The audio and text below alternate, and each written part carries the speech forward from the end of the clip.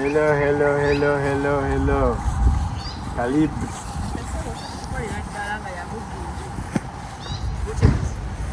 Mwanirize Hello.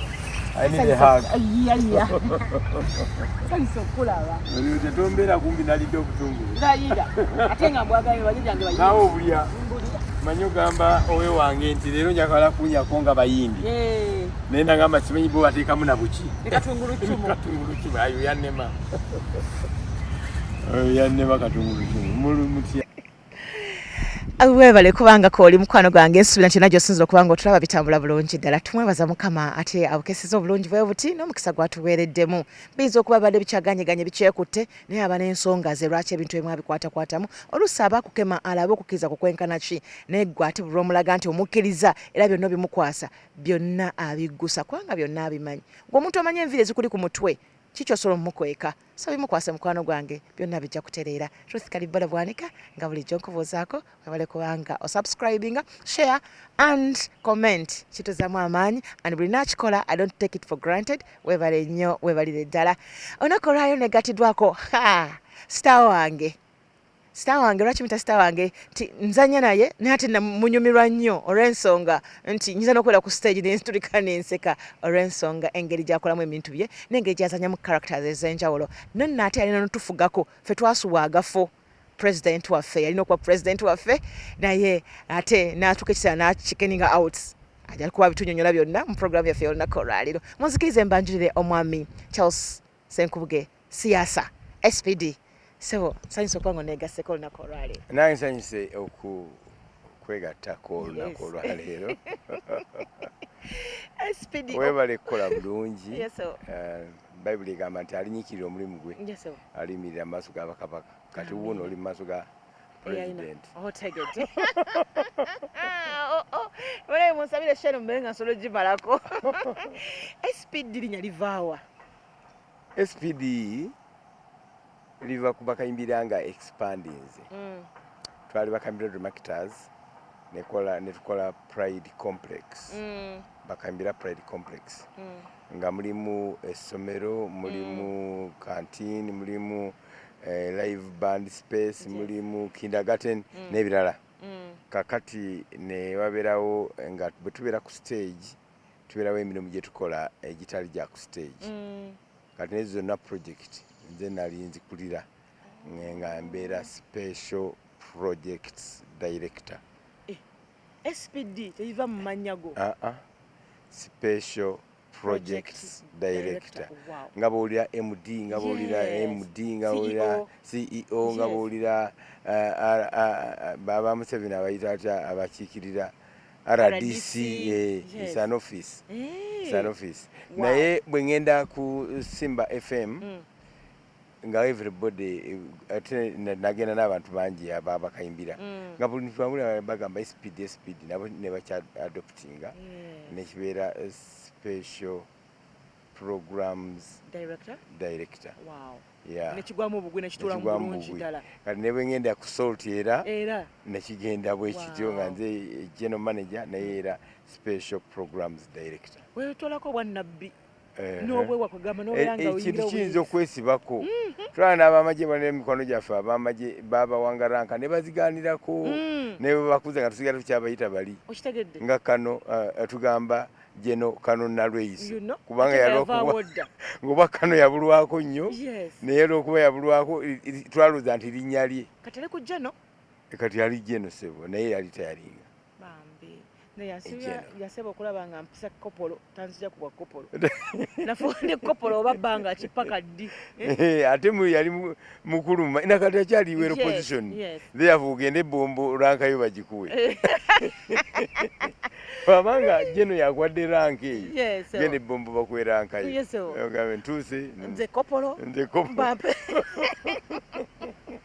SPD Charles Senkubuge lwaki gwe siyaasa made in Serikose Buliba manyi twazanya nga naye dda mu bakambira Marketers nga tutandika kati waliwo omuzannyo gwe twazanya nga abayekera bakawamba bajja bakadogo ne bakadazi okuva mu nsiko bajjanga ne siasa politics ow'omu nsiko nga bagezako okusomesa bannayuganda lwaki twalina okulwana lwaki twalina okukola lutya uganda evuddewa nga siasa nenga banyumya ne sitole z'omu nsiko naye kati bagenda abantu ne batandika okuwulira nga bongeramu ddala bakadogo bwe babanga banyumya awo Museveni n'afuuka kapa awo Museveni n'afuuka omusota awo n'akola bw'ati awo gundi nakuba amasasi ne bamukuba essasi n'alikuba oluyi n'alikuba oluyi kati siasa ne kifa abantu ne balowooza nti siasa is telling a good humorous story naye nga it's not necessarily ebibeera bituufu tutegeeragana kati nange ne bwe nazanya omuzannyo baali baguyita emunyenye y'empewo written by Mike Kande mukama katonda amuwa ekimula eky'emirembe ng'azanya ekifo ky'omuvubuka wa mita kakeeto ng'ava bweru ng'ayogera ebigambo bingi abantu bonna byalanyumiza nga babeera bali fascinated nga batidde bagamba yeyeyeye nga nze nkizanya kati Mary n'abagamba mwekye mutamanyi nti oyo bw'ayogera ebituufu 20 bw'ayogera ebituufu ebigambo 100 8 bibeera byakulimba ti ate alina akakodyo kangu nnyo kakikoleramu kasaakoleramu nga mumanya agenda kulimba tutegeeragana kati bwe najja nga abantu abategese ne audience of course ng'agitegese kati twagiranga nga siasa nerikwatira ddala ne bwe mba nsaba visa nkiteekako nti aka siasa also known as siasa bwe nsinkana abanene mu ggwanga basooka kumpita siasa actually simanyi oba erinnya balimanyi siasa this one I know oyo Museveni Ssaabasajja musanga nagamba siasa muliddawo ennaku zino nsanga bonna banene kasokera njogera abo the top 2 bonna mbamba mazeeyo kati erinnya siasa olaba flying tulowooza nti it's part of your like you and it's not ate nakola omukolo nenfunayo siasa the second Leila Kalanzi Kachapizo kati ewa siasa nabeera nkati taito egabibwa mu bakayimbira Drama Actors siasa the second byazanya binsanyusa binyumira nange ndi fan ate abantu bagamba mbu oyo ye mukazi gwe watendeka abeere ggwe basically ninjagala ebyo omuntu ayaba abyogerera omuntu mukimwogerako n'agamba tekimanyira nakumanyira nze tantendekanga tasobola omwana w'ensere naye nze oyo I led into everything stage yali atyako very small and timid naye nga tetumulengera ne mune bamuyitanga Dadu those small girls spectacular ntandika okubasikayo era ne bafuukira ddala balungi bazibu naye byonna stage nayiga MCing ate namutandisa ku mukolo munene namugamba nti I've suggested to bazitanga Palm Awards nti I can create an ephemeral MC nanga what are you saying SPD tyogenda kukubeera MC ku Palm Awards eri eyedda kati neza tekyaliwo nagenda nabikola bulungi nnyo ne Jean nangulira n'ekirabo abantu bamanyi nti a very good MC kuba aba MC abakyala si bangi nnyo mu Uganda abantu bamanyire be MC basajja naye she can turn the wedding around okusinza bweyagala nga guli highly corporate she can do so bweyagala nga guli wild asobola bweyagala jje nga ayisibya kakutiya italina kyatya awo ekyemutyako nti ye tatya kuzanyira mu bantu nze bw'okuliyetinga scene n'ogamba tugenda kuzanyira ku kkubo ennemi nze ndi wansonyi nnyo okufa obufi nanga bwe mbadde nzijja wano olaba abantu bendabye emmotoka nga this must be looking at me nefudde ali ku simu era olwakundi amulukwe n'ogikubako wadde owedde nevugira kutu nempanga lyobadde ku stage okyalina ensonyi really and people don't think ti omuntu bwoba ozannya oba n'ensonyi nina ensonyi nyingi nnyo era nze bannange bonna bwe twasoma nabo mu ssomero tebakkiriza nti Senkubuge gwe bali naye mu kibiina byono gwe balaba ku stage nasomera Sanda Primary School nengenda Uganda Air Force Primary School nengenda Uganda Air Force Primary School nengenda Old Kampala Secondary School nengenda Kampala High School Makerere University bonna ate babe Makerere twamalako ebyewungula abaana natuke Makerere ng'olredde enzanya professionally almost tutegeragana naye nagaana okuliviringa my identity which is unique. Abantu abasinga ayagala abasking in the mu linnya lyaliwulire nga nze nakweka identity. Sabagamba nti nze siasa zanye emizannyo nze Senkubuge gwe balanga ku radio. Kati one day as a company policy bakanyira marketers twasala tulina okugenda mu secondary schools ne high institutions of learning to tap new audiences. Tutegeragana ne tuzanye Makerere nga nkyaliyo. Abaana bagenda okulaba nga yajja ne bakayimbira ku stage balekana for 20 minutes nga nali sibalina kumanya nti n'okumanya bamanyi naye n'ekigambo bwebamala okukulaba bakutegere ne bakuwerukaminga kati balina okugamba bannaabwe tubeera naye mu literature nedda ne tubeera naye mu philosophy nga bakyo bawulira bakyakidisikasinga bakyavuuma university nefukira ddala center yaffe nga buli tugamba tugendayo tujuza paka evening studies lwe zatandika nga buli wamu basomerawo and every day nga tetukyalina space. Olwoyinira mu theatre wano oyogedde mu kusoma wa mu secondary high school ewaffe teri muzanyi wa mizanyo bw'aba gyali saamumanya nange saakimanyako nti mmanya okuzanya emizanyo kukyala watu naawe siwulira nti ndi muzanyi mulungi njogera kyenkuwulira olaba omukulembeze gwanga kuyita siasa anti wulira nze nkola ngezako to be as natural as possible nengenda okuva ku stage nga abantu bagamba waayo okikoze lunaku olwaleero natandika nga it was a matter of life and death kufa na kuwona either nzanya obangwa twali tusoma literature ku Kampala High School nga akatabo ketukola ketulina okuddamu ebibuuzo kazibu nnyo kawandi ku musajja Nobel Prize winner Wole Soyinka akatabo bakayita The Road very complicated.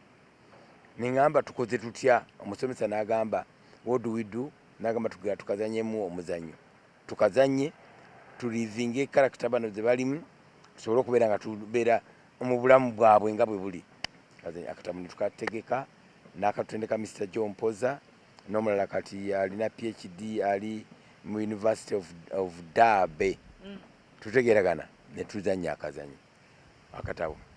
At the end of the performance nze sazanya bulungi nali mu group character nga kapati katono crowd scene kapati katono bana makanika tona kyoyogera nokokololya kakati show eggwa nempulira Mr. Matovu yoredi yali mu kibiina ekizanya emizanyo nga bakita Kampala Dramatars kya David Harrison Katete kyennaku zino yali agende mu America ennaku zino yakomawo n'agamba abaana abo nti bannange mwabazannya obulungi nze nina ekibiina mujje tugende twegatte tuzanyezanye talenti yaffe gitwale mu maaso agamba bakibuuka lawyer twatandikira wamu nekibuuka lawyer Kavuma Kabenge abalala Baseninde abalala ba Margaret ani Sebude sorry ono Seninde we London netugenda nembagoberera bugoberezi kubanga nali sizanye bulungi nembagoberera ng'omuntu ali curious nengenda nabo netutuukayo era safuna role bwe twatuukayo bayifuna baba picking amangu mwami kibuka nga mujagujagu mwami kibuka nzi nali sibagala nakubaagala nti bali so noisy nga bakerere olokere ngaje kuba nani ne Matovu Joy ne Kavuma Kabenge bananga balekana arts ebya arts nga baba fuatuita ebya arts ebyana bya arts biyo bananga bakaya n'omupiira ne baba kumpiira ne badda mu wildlife mwami kibukayi nga buli association byasoma ne bwati ne byatasoma ne chairman ye secretary ye treasurer byonna nga mwali etasoma history ye president wa history club taliyo tasoma ne oba ne mathematics bayi bamulonda obanga patron nga buli kimuwe bali atenga tebatya oyo Kavuma Kabenge omusomesa yajana nga atusomesa literature actually bamuyitanga Kalibala atusomesa literature kati namugamba yali making a noise namugamba I'm Kalibala and I'm your teacher Kavumana Mudamu, you are my teacher because you went to school before me. Had I gone to school before you, I would have been your teacher, and I would have made a very good teacher, better than you. Kalibala nazinga ebitabu n'aviira ebyete era teyadda. Kalibala teyadda. Kalibala. I think he was very intelligent. Kakati abo netulekane ne balekana nze nga sibira parisi nagano kubeera mikwano gyange abantu abo nanga mbatya bawagira Simba nze ndi express express ne mwami Kalibala wa express wagira express express FC yafe yakuna yo n'omukalima bamuyima muzungukanga baba ye webala emirimu Kalibala Daudi tukutumide nnyo muna express omanyi ffe express ya mu family Jolojo Kiwanuka family ate Jolojo yali brother wa daddy wange be bagitandika timu eyo kakati nze mu kusomero lyonna saabeerako na mukwano mulenzi I feared them. Girls were my friends.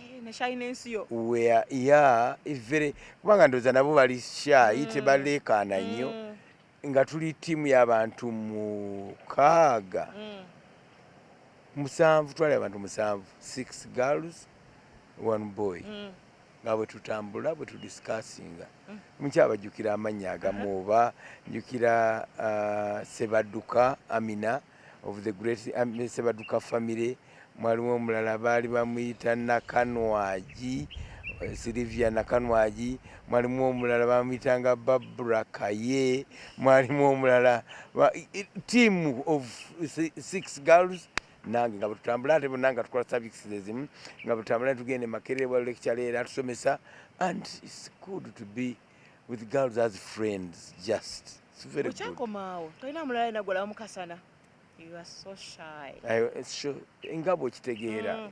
Ngambera nabo nenga sinza kwetantala. Kubako kyembagamba. Sebaduka watayi. So male Makerere yingide bakayimbira mutase bakayimbira mu. Kayimbira tugitandika tuli mu Kampala High School. Bwe joyi bwatwala wali abantu. Ne bagenderako abalala bonna. Tugenda mu kibiina ekyo David Royce nga nawandi kumuzanyi guli highly political. Bagwe tebwali bya bufuzi nnyo. Nenga bagwita Katete omumpembe and somehow leaders bamanya abantu kye babayita ntegedde katuli bwawandika ngama omuzanyi nagwita jjajja wa kuno amanya tebabanga bagamba nzi bakikofiira oli agamba tebabanga bali kunzi kati bwe yawulira Katete omumpembe baseto operatives ne batandika okubatambulirako ate bali batta bano basiba luusi bali battira ddala live wire nga tudda nadduka n'agenda walla waje yalaga Kenya mwami Kibuka yakinyumya nti luli edda Kenya nga wala nga n'agenda Kenya bamusimbula kwa Kamba ne bakaaba bino bibakabye naye kati ne kunyonya abantu tebakyakaaba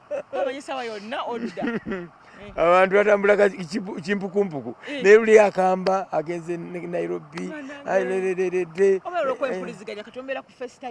mubeera together all the time kakati yagenda Kenya n'abeerayo and netulaba nti ogenda maaso ne Kampala Dramators kijja kuleeta obuzibu naye already group yaleetebwa Kampala Dramators bakayimbira ne tutandika bakayimbira Dramators 1982 nga tukyali mu secondary era ne tugipushi nga twali nze Kibuuka Matovu ne Mike Kande. Mike Kande yalinawo ku ssente ffe twali tukyali ba students yalinawo ku ssente nga yatuteekamu ne basically nga ateekamu bipande bitonotono ekyali kisinga obukulu bwali bulango ku radio okulanga kwali easy it was one radio Uganda nga tulina essaawa y'obulango bazaabanga 7:45 every day ku makya nga buli anyula theatre atekako n'amanya bagundi baligindi nali nnoonyako Paul Kafere nga twagala okukola show eya muno mukabi era natuteeka ku radio nga muteeke ku radio mujja kuwulira ebiranga ebyo nemanya ali gundi ali Matete gundi ali Gindi era netutimbula netugenda netumusangayo kakati ebirango byali ize netutandika okuzanya emizanyo mu 1982. Competition yali etya? Competition was very good. Ngebibiina bingi nnyo because ye yali entertainment yokka yaliwo. Tewali firimu abayindi baali bazidduseemu nga zonna tuzifudde theatres. Tewali TV, waliwo TV emu ng'etandika ssaawa oba 11 ez'olweggulo ku 5 nga tevuddeeko ng'egaddewo. Radio nayo yennyini yatandikanga ku makya ku 3 ez'okumakya 3:45 ng'egenda kuwummulako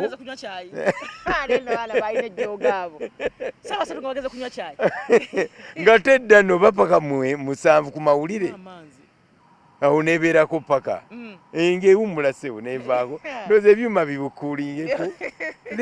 There was no entertainment ng'omuntu tewali mupiira. Omupiira gwali weeguli nga Express zisamba naye nga zisamba ssaawa mu budde bwa misana kubanga ekibuga tewayinza kitambuliranga mu kiro. There was no way you could move in Kampala. Ng'era bakuba essasi ku ssaawa 11 nga buli muntu abuuza yabadde akyakola ki mu kibuga yabadde akyakola ki mu kibuga essaawa eyo. Ate ne tubeerawo obulamu ne butambula bulungi. Kayimbira competition ogibuzizaako yali herese nnyo kubanga ebibiina bingi twali 400 groups. Black Pearls bali ba main competitor bange. Omugavendugwa yali awuliranga ansobola nga naye mpulira musobola naye lumu yansuzaako nga ntunula nomugavendugwa yansuzaako twagulanga okufulumya emizannyo ku lunaku lwe lumu naye ffe luli twali respectinganga nnyo bannaffe anugamba oli siniya waffe tugende tulaba omuzannyo gwe kyabwandiise. Twali ye yatandika ku Friday ffe ne tugamba nedda ogwaffe gutandike ku Saturday nga maze okukoppa siga tumaze okukoppa nga tumaze okulaba level egyatutadde. Twagenda okulaba omuzannyo baali baguyita ku ssaawa esembayo nga leva agiwanise waggulu ne tujjukira lihaso ze twakoze zaffe omanyi okola ekintu nga weemanyi kino kimala ayaya bwe twalaba level gyakitadde bonna abaali bazze mu performance okulaba kuba twagendanga ffenna naye mbagamba teri addaka ku theatre tudda ku Pride night rehearsal era ne tutulawo gwonna ne tugukyusa. Abatajja mu night rehearsal baali tebakyasobola kuzannya nga tebakyasobola tukakyapuka byonna tubikyusiza. That's what a competition is supposed to be. Competition is supposed to be to sharpen you. Yes. Okola nga sharpenayo. Olabe muno kyakoze you compare notes ate gwe okole ekisingako era bwetyo bwe yali eyaffe.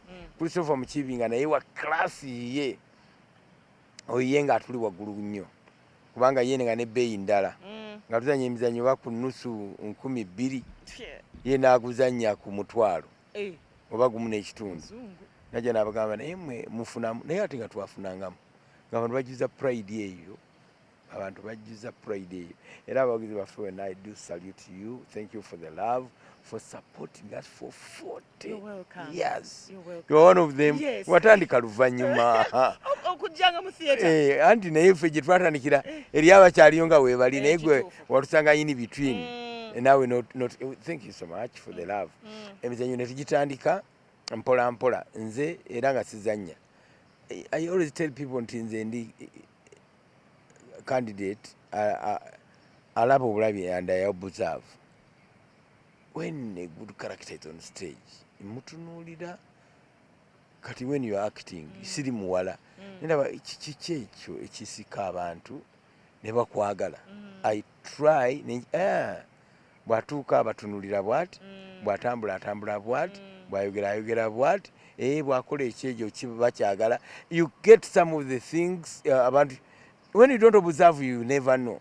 Ontegedde katutuna nze olaba bulabi musambi wa mpira noka lwaki Beckham abantu bamwagala nnyo batunulira ne history ye. Kati bwe wato bistatinze byonna tuyinza kubeera Beckham. Sigamba obeere Beckham yennyini kuba n'okusamba takyasamba mupiira but somehow kati Manchester ensonyi okwogera bya Manchester enakalenzi baketa Rashford kalwana mu biseera bya COVID tukasooka ne kajjanga kato nnyo okusamba omupiira ne kakuba ttiimu nnene sijja gyogera ne kagikuba goolo 2 kamba who is this guy. Kati COVID bwajja ne kanyumya history yaako nga ye yaffe bamaama betubeera nabo bye banyumya bye kanyumya ku maama waako nga kagamba maama nze teyalyanga mmere ngamugamba mami lwaki tulidde ng'agamba nedda nze ndi bulungi nti yakizuula luvannyuma ti maama yatunuliranga emmere gy'atadde ku ttebo nga tigenda bamala bonna kati ye n'abaleka ne balya ye n'atabula ka kofi neyeebuzaabuza kati kalwana mu biseera bya covid nga kagamba free meals ez'amasomero wadde amasomero gagaddewo bagende mu maaso nga bazibawa kubanga families nyingi kwezidipendinga era ne bakiyisa kati nowesanga nga si mupiira kokka gwasamba nene ebyakola off kati omuntu akulaba neneeyisaayo abantu tebakimanyi nti abantu babagoberera twana musambi w'omupiira wano nga bamuyita Katerega yafa ng'asamba Soweru naye nga tumumanyira mu kibuga nti omuwe ssente Katerega weewale kusamba omutwalo gugwo bulijjo gwonsasula akuba n'okukuba ebikonde byennyini nze sigirina nze abantu mbatya but omuntu amaaso ge bwe gasisinkana agange sisobola butasimayiringa I can't fail to smile back and wave naye bwe katonda nemwewogoma nga tannandaba embula yenjawulo oli nga ajja nga takutidde n'omumanyira nakkuba ensonyi ze zintawaanya nnyo mba simanyi kyakwogera nti okubuuza nti abagenyi bajjeeka madamu agenda ngamba tulina okusaba abagenda ngamba kati nfudde ngenda kunyumya nabo kiki kati madamu amukwana otya gwe omuntu ow'ensonyi era theatre eyamukwana nabyo mbinyumye madamu twali naye ku Makerere University ng'ali mu Mary Stewart nga nze ne mu CCE yali yabawala n'abalenzi nemulaba nga striking beautiful nemwegomba wapi nagaana nemwesibako gyoyimperekerako mu Mary Stewart as fate would have it companies fwe twamalira okusoma nga zibeera zaagala abaana abaakava ku university clearing mwe twagenda clearing companies lulyedda tewabangawo course esomesa clearing ng'omwana ajja omuleeta bulesi nga mugezi n'asobola okubala ebintu egyo emisolo bwe giriko omusolo bwe guti guno okusasula 18% guno okusasula bwe guti ogenda n'olaba revenue officer nga bw'obanga olina education yo nga omulimu gukwanguyira nnyo kati madamu yagenda mu clearing ate nange brother wange gye yali mu clearing naye n'antwala mu clearing ono Saamu Kiryowa bamuyitanga Saamu Kiryowa n'okufa yafa n'okufa yamala amuwumuze mirembe kati n'antwala mu clearing n'ensanga yate Agnes gwe wali olaba eri ku campus naye nga jjukira tetuwumudde na lunaku na lumu nze lwe namala okukola epepa yange yali yaggwa ku makya ssaawa 6:8 awo olweggulo ku 8 nga ndipootinga bampeereza kampani vehicle nengenda nendipootinga ku mulimu tutandika clearing nemulaba era nemanya oyo yagaana nobivaako naye wadde netufulumya omuzannyo oba baguyita abaana ba kiwummulo gwalimu nababi nababi agali amakulu part 1 abaana ba kiwummulo mwe muli akanyonyi omusajja agwako wakisinira ennyonyi obwongo amnesia naba nga takyajjukira kintu kyonna ne bamuyimbira ne bigaana paka lwakuba anthem najjukira kakati nga tukukoze bulungi nnyo so kano boogere yajja n'agulaba n'agamba obankoze ntya president yandabye drama gyatuuse mu Uganda yandabye omuzannyo guno kati nange nempulira nga bwe nawulira nga yagogeddeko bulungi nange nfuna guts nze n'okufuna guts eziyita mikwano yange mujje mu ndabe sisobola mba nti bwe mbanzannya bubi ne bagamba biki ono byazannya kati mba ntya kati nenfuna guts nga nja kuyita bastaff bannange ku kampani bagiyitanga Wolford Meadows anayagala tiketi yokulaba emizannyo ng'eri yanyega kati yali asinga okuba wa class baali bamuyita mukyala nga bamuyita Christabel nga ye PS secretary to the company and PS wa general manager nga musajja muzungu Anthony Nags n'agamba I'm interested nemuwa katiketi kapa n'agamba I might come with a friend nemuwako okubiri weekend netuuka saamulaba nakola nti azze kumana enzirayo mbabuuza he didn't come no I came how was it nagamba I will never watch you again why eyanyumirwa byamukaaga nemugamba what happened nagamba because watching you again would put me at a risk of falling in love with you. Guys, these people act so well. I felt like jumping onto the stage and kissing him. Madam Nagamba, what kind of drama? Ayinza okukuforcinga nti ogenda okisinga omuntu. Is it still happening? Yes. Konze yes. Ne bajja bonna. Basaafu bonna kwolwo ne bajja. Oli obujulizi bw'oli bwe yabawa. Ne tuzannya omuzannyo. Bwe yajja madamu nti yavaawo. Wangi? Kati myaka 3. Tokosa. Leero mmeka. Embaga ya 25 May. 25 May. Myaka 3 plus. Wow. Teyavaawo. Nafigira ddala fani waffe, and up to now she loves drama. Buli wasanga drama, local drama aba watching. She's oyo babaita disciple waffe mulungi nnyo. Kati ekimu kisa mutya okubanga kulaba ku stage ng'ozannya and different roles and n'abakyala. Yakimanyira. Because yakiyatandikiramu nga ndaba nzannya n'omuntu. Tutegeeragana. N'akiyingiramu n'akibeereramu ddala. Kyebagamba okwagala omuntu nga bw'ali. Nga bw'ali, yakiyingira akimanyi. Abaana bazaalidde mu theatre. Time yaabwe ne theatre obigabanya otya? Ekyo kye kisinza okuba ekizibu. Abaana tubaddukako nnyo ffe abazannya emizannyo. Working days babeera ku ssomero. Tuli ba broadcasters, tukola morning show, tuvaawo ku makya tetusobola batwala ku ssomero.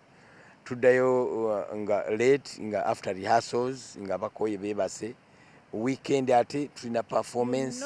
Public holidays performance. It's incredible. Abaana tubeera very far away from them. Naye period bwegenze ekendeera kati tubeera ne family bulungi. Kati omwana oyo asooka mu buwala. Bond ya mama tata n'omwana wagikola nga munoonya nnyo nga munoonya nnyo ne tugezaako kubeera together nga tuteesa n'okuteesa. Naye era because of that namutwala mangu mu kisulo ng'asoma bulungi n'aliberinga mu P5 nakola ati n'asemba n'agamba nti nsoma bulungi ne taamu esooka n'asemba taamu eyokubiri n'asemba taamu eyokusatu bagamba you must do something about this. Mugamba kiki? I don't want the school. Ate nga ali Buddu Junior.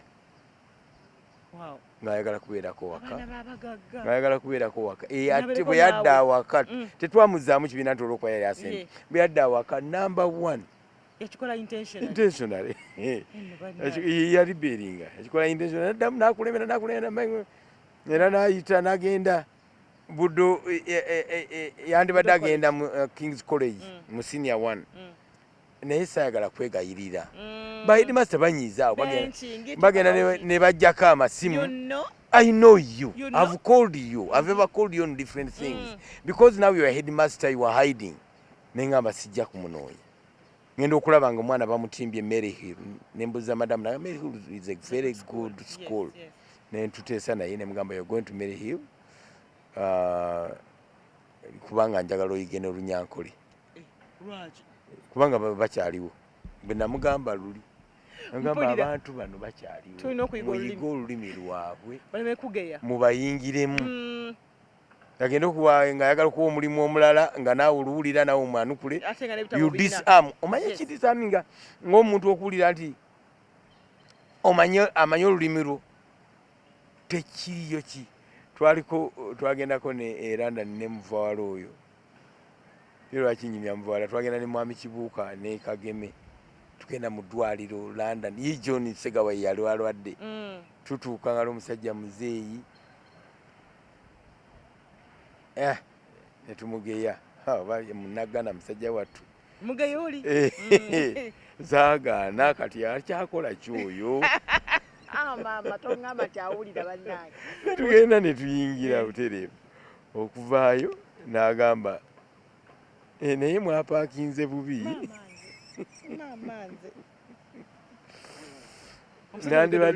Nandibadde mbaweesa fayini naye kale mugende.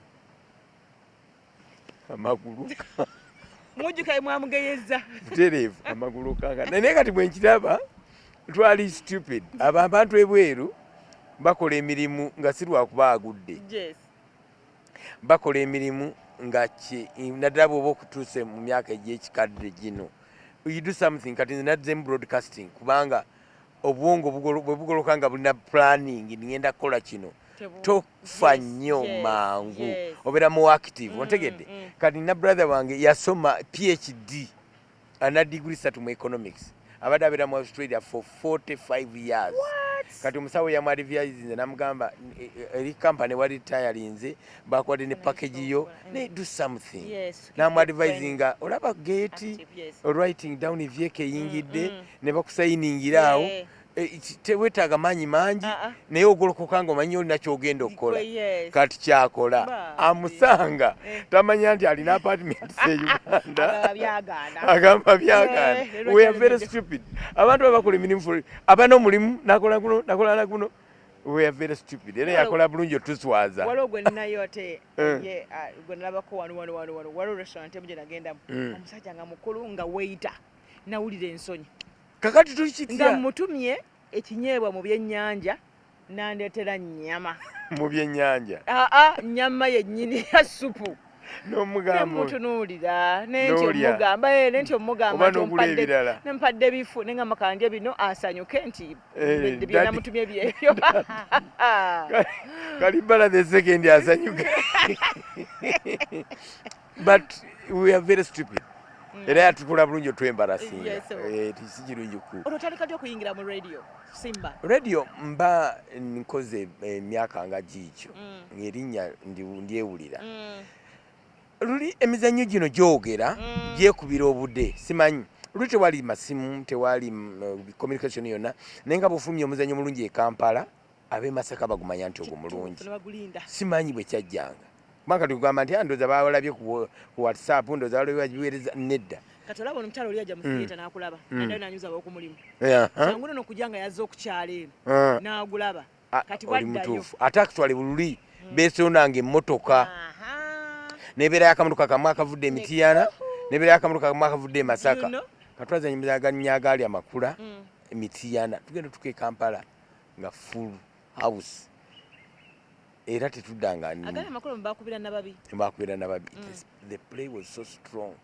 kyekirungi ku true stories history ng'omuzannyo nali mpandika ku famire yawe nze siyiiya mizannyo ndaba bulabi bigenda mu maaso nembyarenginga I organize historical facts nenziteekamu characters eziri fane characters enkambwe nyinza okulaba mukyala ku mawulire nti yafiiridde mu kirombe n'abaana be babiri netandikira ngamba taata w'abaana abo yalazeewo nemuwandiika abaana bano balina senga nemuwandiika senga abadde atuuka yani kiki ekyabasindise okugenda okukola ogenda okukola nga story egenda yizimba yokka and becomes a topical story kati n'ogwo omuzannyo nakuwandika waka bantu nga bakaaba ekiri fane nga buli muntu aba alowooza nalabye ebiri ewaabwe abafamire ya Joy bwe bajja nga bagamba kati Joy yatuloopye sikumbe it was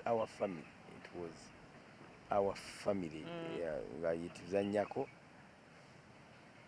kakati lumu erinnya nerigejja nga mu kibuga tutambulamu nga batuyita amannya gonna eriya batuyita ani mba ndi mu office yange ku Pride Theatre Manju ku Pride Africana Alex mukulu koko nakonkona agamba tutandise radio bwe twamaze nga tulaba gwo olumu ku abo abayinza okugikolako mugamba Mr. Alex mukulu I'm no broadcaster I'm a stage personnel nze ntegeera ekintu kimu kyokka script directing and acting I write things for consumption ate nze byenkola ndaba benfumbidde bibali era bwemba benzanyira nga ndaba tebagoberera mayinza okuwandika omuzannyo ogamba wano saagalawo aseka ogenda okulaba nga baseka busesi ng'oguyuzayuza ogamba nti wano saagalawo anyize ogenda okulaba bali ku masimu gaabwe ng'oguyuzayuza I act for the audience I see my audience nentambula nabo era ne banjagala nnyo kati bya radio n'okulaba abantu basibalaba how do I know nti bampuliriza bwenkeera nga sinampulirira nanga nti na concept ennungi ya radio radio you are broadcasting for one person muganda ne sente ze tutemuyinza kunsasula the chairman here nagamba radio is the future zikyajja nnyo na wano ku sente ze mulina mwandikoze radio naga nedda natambula n'agenda enkeera yadda ne aga yennyini omugaga ne banyonyola radio ngamba theatre oyogera n'abantu 1,000 bwe babeera bangi nnyo wano show radio millions and millions. You are talking to millions of people, millions 3,567 according to byonoba okola. Ate bwe tuwulira byokola n'engeri gy'obikolamu ku stage, you can turn the industry upside down. Nkirowoozaako namugamba kale nja kukola ne ŋŋendayo nambuuza oyagala kukola ki. Nze nina silent desire ey'okumakinga abantu happy era kyekyandokola ekyo nga nkizudde nti essanyu lye mbawa ku stage ligwawo ate lya mukama waffe lisigalawo ategedde njagala abantu nga namugamba kigambo kimu my mission yange ejja kubeera nti teebe muntu awulira ampulira ku makya anampulira ng'ayo njogera anaave ewaabwe nga si musanyufu. I will force a smile to whoever dares to listen to me. Nagamba, are you sure you can do so? Konze, yes, I can do so. Ati babera kola programming, babinoonya program, gundi ku radio nebeerayo ki banteeka mu ssaawa ya Mulindwa Muwonge nga bamaze ofuna team kabiriiti egenda okukola breakfast show ebandika mu show ya Mulindwa Muwonge because he was an artist, I'm an artist, to appealing to the same audience, nga tujja competing bulungi. Biseera bi World Cup nga yakagwa 98 era nentandika broadcasting. Nenti nakolayo. Twakola show yaffe ya mid morning nga si yakutuuza abantu. Manyi mid morning olina okuba ne stories. Banyumiza ebbaluwa Mulindwa nga yatanabwa ebintu ebiri topical nabirita nabidiscussinga so well naye nga ffe tuli wild kati ffe nga tetumanyi nti we have caused confusion mu mitwe gy'aba programma kati lumu ne batugamba bayali lunaku kyo ba independence because twakola ebbanga tono mid morning nebagamba kati mugenda kukyusaamu muzeewa abakola ku makya mukole abakola mid morning mukole early morning mukyusaamu just for that day batugamba tukyusaamu for that day ate mmwe mudde wano nga bumanyi bwe programming bwekolebwa oba women's day mukole kino tukulietinge anxiety mu bantu ne tutandika show mundawusi we batugamba ne mugamba nze I don't take anything for granted tukole show yaffe yakumakya yandibadde etya tukoleyo ekibwano nga tebirina promo kubanga bya lunaku lumu ne tukola bibitabuse ne tukola ebinyiizo ne tukola that day ne tuyingira studio nga tubiwandise ku lupapula kubanga bya one day wano tukole kino wano tukole kino show yagenda eddakiika 4 ng'omugaga ali kadirisa kana aka broadcasting nze nali simulabi nga akalimu ndawusi mundaga nga akalimu agamba go olwakuba oluyimba n'ayingira nagamba you are the breakfast show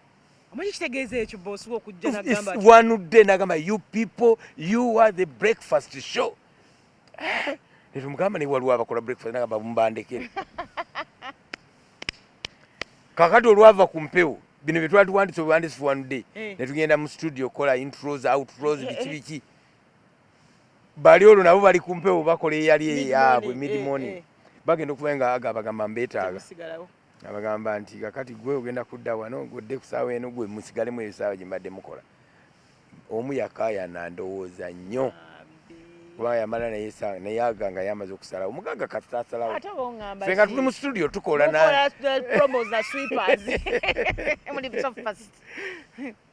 ekimu kyokka ekyenjukira ku scenario eyo nti during the preparations nga tukyanoonya music twajja wano ku radio Uganda ne Dick Mulima Sempaka mpozi kati mugenzi nenatusanga Alex namugamba tutandise radio bano be bakozi n'atulika n'aseka agamba Senkubuge sigala mu mizannyo gyo radio gitulekere tojja gisobola giveeko kakati nze kasi toŋŋamba ekyo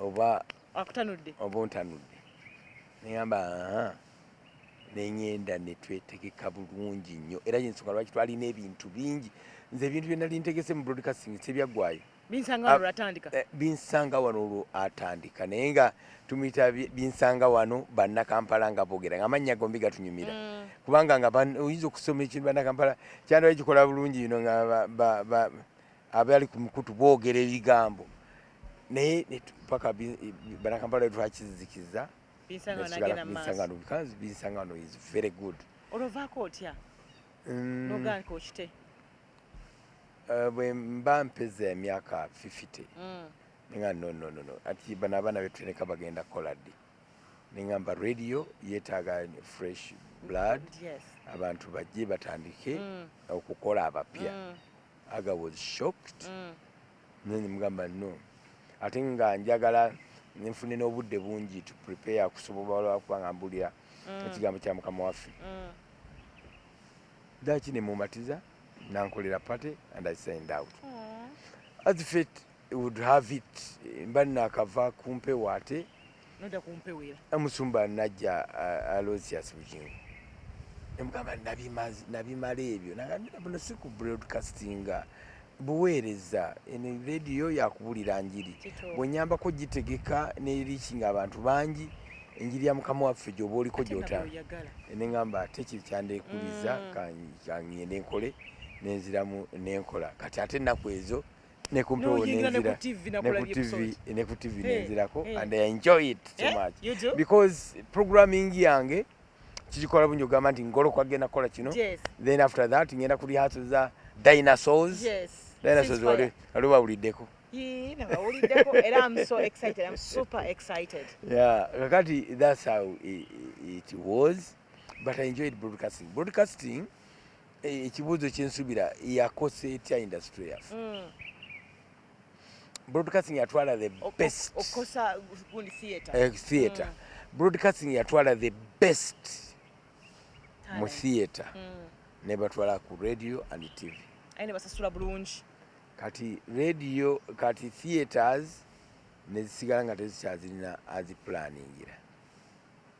For example bakambira dramakters Kibuuka yagenda Senkubuge n'agenda Baleera gye bali Bajini gye bali kwigamba nga ne Joy n'agenda ko kusuubi everybody kati theater nemugilekera awo Kyangala you know nga n'omubbi akumanya ntakeera wano omukozi wabayagala okubba amanya abo batuuka kyo yabwe egwa ssaawa nnya era obo bawuliranga kwe bali egwa ssaawa nnya kakati bwe zituuka ku nnya nga mwetegeka n'omukozi talina kimukeeza aba akutaddeko akuwulira ku 3 kitundu n'asimbula n'afuna akapikipiki ogenda otuuka ku nnya 15 nnya kitundu nga yatuuse dda ate nga ne theater temukyajwa budde ati ngobudde bukyali luddawa kubanga olina okukeera ogenda okola radio n'okutegeka simanyi abalala bwe bakola naye nga nze radio endraininga nnyo because preparation notice biki wali omukulu wange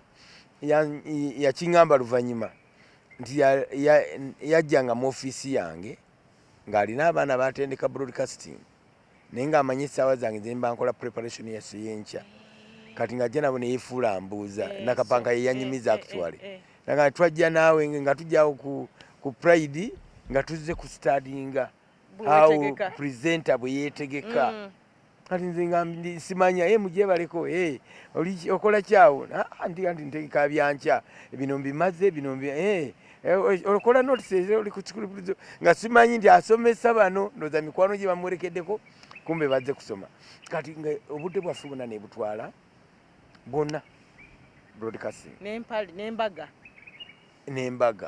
n'embaga ne ziyingiramu broadcasting yajja neyo obwemusi abantu bagala okulaba omuntu gwalabulira ku radio abantu babasasula handsome to be MCs tugenda okumagamaga bwe tuti nga theater nkalu olwoyingidde mu byobufuzi era kye kyakusikiza okuyingira mu byobufuzi olwali otuwadde agafo ebyobufuzi abantu batya bannayuganda.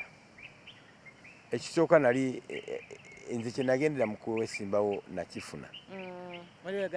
Nali njagala kulaga abantu abalina obusobozi nti kisoboka to pick nomination papers ne weesimbawo.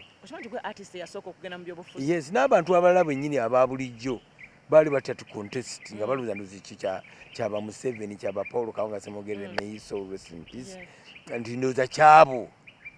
Naye bwe navaayo ne nzigyayo empapula ne mbeera duly nominated tebamukutte tebamusibye abantu ne batandika okubiyingiramu. Kati ate level ne yeeyongerayo era kano akalulu akawedde Museveni ateeka okubanga yagenda mu kyaki ne yeebaza nnyo yakawuliramu omushera omushera naye lukiva kuki baartists bakijja kunze nti kani bya artists si baartists bokka buli muntu alina obusobozi ng'olina senior 6 nga olina idea kyoyagala okukola contest. Kati bwe ndaba abantu aba contestinga awo nayita kye nali njagala new faces new ideas for a new Uganda.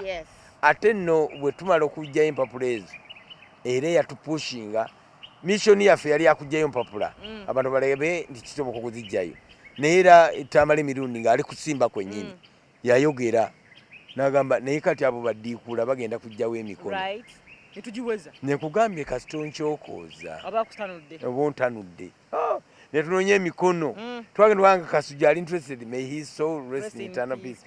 Kasujja yatwagala ne ttiimu ye electoral commission mutuuseewa gye mufunawo mugiweereze tugicekinge mugiweereze by fax yaffe eriwo eri. It was so good tugenda wanga emikono gye batwagaza disitulikiti tuzimazeeyo nedda ate saati shoks n'akatono eje ebwakiso nali njagala gijja waka nenkola ensobi nenyimirirako ennakawuka nga banjagaza emikono 100 navaawo n'emikono 5 gye banzaala ante abantu bagamba nabbi tebabeera tebaganja waabwe. Nze nali nadda ngenda okulonkinga manifesto abakazi ne bakaaba amaziga abakazi n'abawala bagamba mama omwana wamugamba afuuse pulezidenti nakawuka abapresident baali tebagendayo dusty and forgotten. Era bwe namala kugenda ne bakatandika kubanga bayisayo campaign amuteri nagenda nga nina pick up eyo mpya abasajja besibye emipiira gy'enfuufu n'enkuba basega wabakulembeddemu emmotoka abasajja bakutte mundu mmotoka 2 nze bampa abasirikale bangi tebakyabagaba kaakati kakati nentuukayo anegamba unaani nti ye Senkubuge amaziga nga ate agamwe gavuga lwawo president yafuuse ene kakati kyakujjamu watukola bubi ekyanzijamu njogere ekye nayogera mu press conference bankubulire ekyaddala kyenjagala ekyaddala amaanyi twalina mangi ate nga naffe tetugamanyi. Actually ngendo tutegeera nti twalina amaanyi mangi ate nga tumaze okuvaamu naye twaleeta rapid campaigning. Lwedda nga bagamba nti DP egenda kubeera mu kibuga ky'Ejjinja wiiki namba bategeka conference eyo ey'Ejjinja nti DP egenda kubeera luddawa. Ffe twakolanga rapid nga tubeera ku radio tulwana bapresenta bonna nga mikwano gyaffe nga tubagamba ku ssaawa 3 tuli Kajjansi, ku gundi tuli bayita ababiri, ku gundi tuli Kitubulu, ku ssaawa bweziti ku ssaawa 8 oba 12 tuli Nateete. Ate ne tubituukiza zuu ne tusimba mizindalo tugulina already wired ne twogera n'abantu nagenda Wandege ya Mukama ogenda Wandege ya Ewandegeya ng'esuuti ya black ngenda okuvanga emikono myeru ate gitya kubanga bye baali bakola bwe baabireka ne bajja fighting for this arm okumbuzaako n'emmere nga bala president azze nenva nakiki ne kuno gwonna and I mean it gwe nga kumanyi ng'oli neat tiwabese ate nga nkyagenda ekawempe ate awo tebasindika nga nkyagenda ekawempe nenjjako ekkooti nenfaana aba pulezidenti ba Amerika nga kampeyini zitabuse manyi bafunya nga buli kimu ekikolebwa nga kirungi oluyimba lwa Wamala twali balungi naffe ebyenyi byaffe kutaguka twali bato twalina obususu bukabiri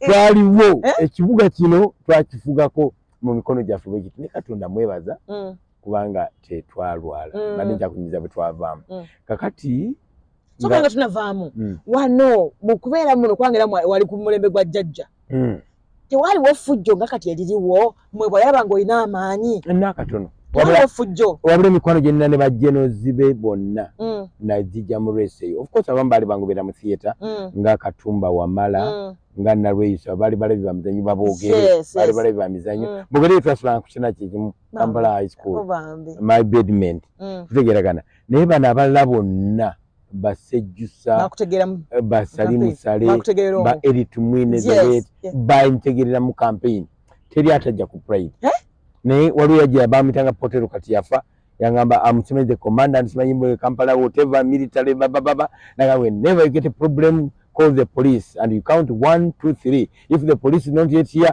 ring my number. So they were nice to you. Very good to me. Naye fujile mwakola wano wansi wano ku UBC jaka olinze ko Segawa. Segawa yatunyumiza. Segawa yali yagenda okubeera Minister for Presidency. Kyali badde wa masapu. Minister for Presidency. Kakati era ya designing a route. Naye tuba tutambula tuli mu motoka yemu najjukira nti route gyawadde abasajja. Teyingira ku Radio Uganda twanawo interview nga mugezi anakuyita wansi twayita eri wansi butereevu ne tujjako ne twambuka otegedde tugiva eri wansi tusobola okuyingira Radio Uganda kati baabasajja ne babula babeera bagamba abuliddewa batulengera twambuka okuva ku Nakumaati tuyingira emmotoka bagibukako nga bawambye gavumenti emundu ne bakikokinga ne badduka okugenda okutaasa pulezidenti tebamukuba amasasi nti abasajja bankuma abasajja UBC abantu ne bagamba kiki ekiriwo koze temutya balese pulezidenti but after that nempandikira Kasujja because the security is too much nze am a man of the people njogera n'abantu nsaaga n'abantu tebanzikiriza wadde okubeera n'abantu nga basituka busitusi bwene bwembange ng'olaba abantu 40 basituka ku ekyo twazanya omuzajja nga bodyguard yalindawa joint cast ninga bakayimbira bafunye abasirikale ng'ojja owali omusajja wali omusawo muganda ng'alina omusirikale tekigaba bannange tekigenda mu maaso but obulamu wabuulira otya ng'olina kakuuma si kyo kyokka ekyebasinga okukola ekyefujjo naye nga bwenyingira kusimba okola tobona omulala gwe bakkiriza kati lumu aga yatuuka nga ndi munda ne bamugamba aga yes nanyinimu yiko candidate ndani hawezi ingia sasa sinajagamba amanye basajja kye bakoze fujjo wali tebakiriza wakyali ali eri mabbali tebanzikiriza kunywa kyayi bakuleeta owowo sikulanga bakuta president wanyumiramu akaseera ako I know it was so good nozotegedde omukulembeze nga ndaba Kyagulanyi bamukuba kanyumiddwa kandi tunakubanga onyumirwa kikoza because we clear meetings after meetings bano bakuyita ebitongole ebinene byotosubira Swedish Development Agency bano bakuyita bani bakuyita as a presidential candidate kati obeera mu over meeting eno order meeting eno over okogera ddala plan zo ziri zitya planning otya kikyolooza ku kino ng'oba obirimu n'ebirala byonna nga birungi nengende Kasujja ne complaining nga Mr. Haji Aziz Kasujja security empitiriddeko nze saagala security nja kusobola okwekuuma nekiseka nagamba you were presidential candidate and we are not for the incumbent being one of the candidates mwana badde mwenna mwenkana naye olwokuba oli ali incumbent yakyafuga yasobola security yebayitirirako manyi ekitegeeza senga bakukuba essasi akalulu konna kaba kafudde ensi yonna egenda kubanga ewandika kufe ensi yonna ejja kuba muligadda kufe Mr. Charles James Senkubuge Siasa just enjoy the security. Bwolaba nagenda ku petrol station ne basiba emmotoka ne bazigana okukyamawo. Mama nze. How did you feel? Nkulaba mu speed nkulaba nga otulika n'oseka. Nga siseka nga neekweka muno. Ng'offenso. Ngamba kiki kindi. And seriously nga tebazikkiriza. Nga abo bamutete bonna omanyi mutete yali ye mu police already. Nga babiyingidemu nga yavuga effumu olimanyi kana akamotoka kakulembera mu maaso. Bwe kayitawo n'oyingirawo. Empizibaawo. Yingirawo otya. Lumumba ndi mu office yange ne bajjeno ne batandika okukyusa ebigambo. Nga bagamba nti lwaki tovaamu. Yantumira abantu bangi nensinga kujjukira babiri, omu yafa omulamu. Omu baamuyitanga Nobo Mayombo. Namugamba president abadde alowooza wali badde bibaamu. Namugamba Mr. Nobo Mayombo, forget about that. That will never happen. Nampeereza abalala. Omusajja baamuyitanga batta amalewo eyo olukuli eyo nga movement nnyo naye najja nebyayogera neŋŋamba nedda. Kati Sakuteezaawo katono. Yes. Ssaabasajja gwe madde nningizaako. Kakati was it a Monday? Mani mu office yange nezikaleeta akalenzi katono nga kataddeko ekkooti ne kaŋŋamba uncle wandibadde ova mu lesson. Why? Nenubu Mayombo byeraŋŋamba naye nga aŋŋamba uncle omumanyi. He's now the Attorney General. Kali kato mama amaye omwana wange. Yes. Kankunyumiza story ye nti daddy we yalina sente nyingi nezimugwako Jimmy Mugambe. Kati ate nze nga nina. Kati Jimmy Mugambe ng'abeera Gombe eyo n'owe Wakiso. Nga nze mbeera si Makindye Bwayise. Kati nga kyakola ajja mu evening n'atwala emmotoka yange. Tutegeeragana. N'asula nayo. Yes. Nze madamu nga buli ava ku office ayita ku Pride. Yes. Ajja n'anywa mino wota w'omunene. Bwe tumala rehearsals ne tugenda naye. Tutegeeragana. Nga ku makya andeeta n'ansulawo ne Jimenga naye aleeta emmotoka n'agirekawo ne bwe mani nina bye nkola mu kibuga nenkola naye mu kibuga wali nga bamwanguira.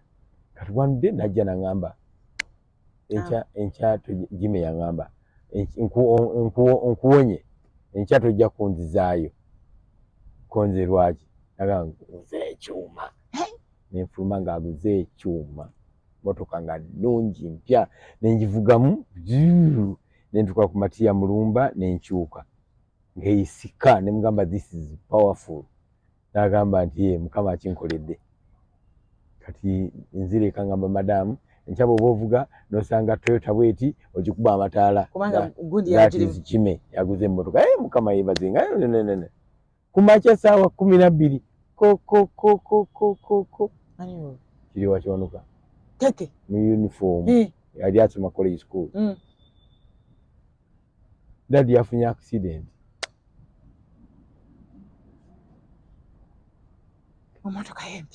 Emmotoka y'empya teyagituusa waka. Kakati ate kuba yabiŋŋamba naye saabiwulira. Mpapa tudduka tusimbula ntuuka Kasubi awo wennyini awali ebitaala ebipya ebyo. Emmotoka nenjiraba nga bagitwala ku breakdown ng'eweddewo. Be nali nabo saabagamba nze nali ngimanyi nzekka. Nenvu tuba tugenda omwana agamba abo beeka bakutte emizindaalo bino ebivaamu ng'emmotoka bagitwala gundi. Abo beeka muyimirire nga tuyimirira. Nange accident yabaddewo tebaawulidde yagudde mu lunya yaali atya mbuuza. Tebaabagambye yafudde. What an end. Wow. Ontegedde. Kati omwana ajja okugamba omwana wa Jimmy Mugambe. Jimmy Mugambe is my brother. Ati uncle bwagamba uncle ngamba zungu bakitegeeza naye mu Luganda abeera taata omutoto kiteeka nako kale taata. Kakati yajja ku lunaku luli n'annyonnyola ensonga lwaki nvaamu ne munnyonnyola ensonga lwaki sivaamu nga tulemaganya afuluma naŋŋamba nayejjukira alina ba lieutenants be bonna abawulira nti wandibadde ovaamu akalulu nakyo engeri yokadisorganizinze abayinza okukola kyonna okukugjamu nga ye n'okukimanya takitegedde nako ate era nga kisoboka bo nga baagala kusanyusa mukama waabwe nga n'okubimanya tabimanyi nga go ahead